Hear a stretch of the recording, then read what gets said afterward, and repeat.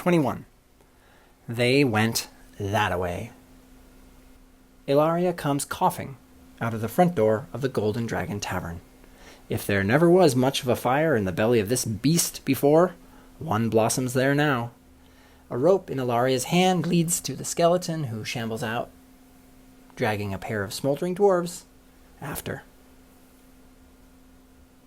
"Hello?"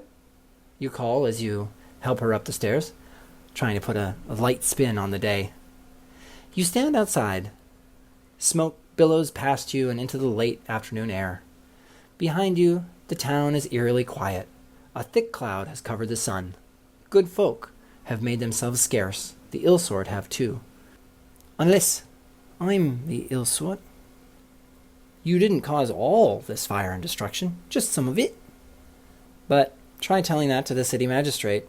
He saw the flames leap from your fingers. With black soot on his back, nods at the dwarves. He makes a gesture as if squeezing a throat with one hand. You shake your head. No. In the wilds, when you moved through the rough country, you had to be wary of witnesses to your passage, especially witnesses who had first tried to kill you. But this is civilization, you think, as a burp of fire and smoke leaps out of the Golden Dragon Tavern's front door and licks at the wood beams of the story above. Down the alleyway next to the tavern, you see the man in turquoise leathers reach through a hole in the bricks and pull up the bard who had been playing in the middle of the room. Next to him stands the nobleman Edmund, blood on his checkered shirt and around his mouth. Edmund commands you to follow him in a voice of authority, somewhat ill-suited to his slight frame. Suddenly, people are running in the streets. The flaming magistrate cannot be far. Ilaria ties a wet cloth over her mouth and heads back down the stairs toward the smoking doorway. You think about the people you put to sleep who are still inside the tavern. You think about the laughing, axe-wielding owner. You clutch your newly acquired spellbook under your arm and contemplate just sitting down to study it. Do I plunge into the flaming maw of the Golden Dragon in an effort to rescue the unconscious patrons and the beleaguered apprentice whose book I stole? Or do I grab Ilaria and make our getaway? You run back down the stairs toward the portal of the Golden Dragon Tavern. Wait for me, O healer. I owe you, after all.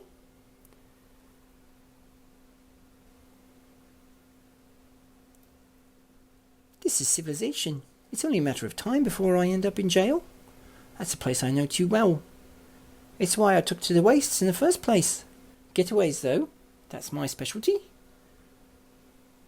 You see yourself lying on the ground, outside the Golden Dragon Tavern, wearing a black robe with yellow stars, such as the big city mages wear. Wait, that's the apprentice, whose spellbook I stole. So I've saved him after all. Ilaria bends over him and waves to you. Why is the world upside down? The world rushes into focus around you, and with it, a great pain in your lungs. Cobblestones pass by under Chagall's stride. You see that you are following Edmund and Triton, white and red and turquoise. Looking back, you see a heavy smoke obscuring the entrance of the Golden Dragon Tavern, where Ilaria leans over a prone form. Great. We are following the sociopath and leaving the humanitarian behind. A pair of guards stand across the street. One guard raises his bow and knocks an arrow. He aims at Ilaria, then hesitates, not sure what to do. You, Gnarls of Charles, know exactly what to do.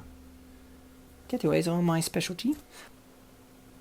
You have just enough strength left to throw a cloud of fog over your retreat. No, you don't. Dang, it would be the perfect time for such a spell. Unable to invoke it from your memory, you decide to read the spell right out of your traveling spellbook. You wriggle out of Chagall's grasp. and find your feet on the corner of a dark green brick building. You point a bare arm back at the Golden Dragon Tavern. Chagall shakes his head at you and ducks out of sight with the others. You're left chanting, exposed on the corner. You open your trusty traveling spellbook, the beautiful little ragged page creation that has seen you through the wilds and back. You will miss it. The archer turns to you at the sound. Now, you look like a desperado. You look like the conjurer of the fire. Which is not totally inaccurate. I did conjure a fire, just not the fire. Anyway, Gnarls, you tell yourself, concentrate. The arrow pulls back in the bow and lines up like an extension of the archer's long nose. You put your nose to text. With the utterance of the last word and a swooshing upward gesture, a concealing fog boils up, but not around you, around Ilaria the healer. The effort consumes your entire book. Hey, I don't need it anymore, you tell the feeling of loss inside yourself. There's this new, bigger book with more room for writing and more spells in it. As Ilaria is being covered by the fog, she looks up at you. In her belt is the unmistakable bone scroll tube. But that's not what strikes you. You've never seen such determination, such sooty clothing. Her holy symbol shines silver on her chest. It looks like a mug of tea on a crescent saucer. If I owe you, O healer, I hope I have repaid the debt, you call out, as the healer is enveloped by your fog. The arrow catches you in the hip. It pins your new spellbook there. It's a flesh wound, you decide after your fleeing stride pushes it out on the 13th step. Now I have a handle to carry my new book by. I hope that enough of the book survived to be legible.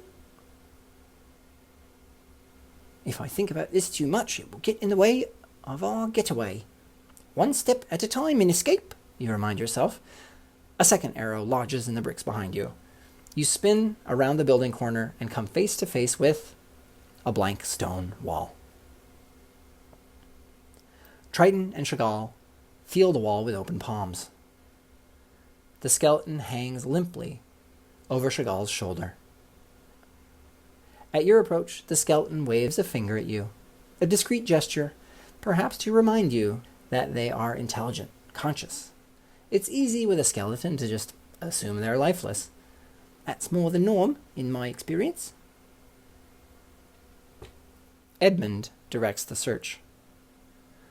Try that spot over there. No. The other hand. Reach for it. Ugh. I know it's here somewhere, he says, sucking the tips of his bloody fingers. One after another. Who is this person we're following? You feel the wall too, though with your eyes closed, using your sensitivity to magic. You find it. There's a door here, concealed with a spell. The handle is right here. At Chagall's head height, you reach into the wall, your hand passing right through a large, flat, illusory stone, and grasp hold of the lever within. Getaways are my specialty, you explain. You pull, and the door swings inward to a hollow wall, pulling you in with it. It is dark inside, with a stairwell leading down. There will be an exit somewhere on the other side, you hope. It would be suboptimal to make all this effort at escape, only to escape into some obscure dungeon. Edmund seems confident and steps past you into the darkness. Turquoise Triton and Lyre the Bard follow. Well, she must have been hiding in a shadow. I hadn't seen her in the alley before. Chagall gives you a look that you understand to mean, "Don't wriggle away, but I will not carry you." You release the lever. As the secret door closes, you decide to mark it. As the secret door is closing, you decide to mark it. with the symbol that Ilaria was wearing around her neck. How else will she find us? And if she doesn't find me and I continue to follow Edmund... You shudder at the possibility.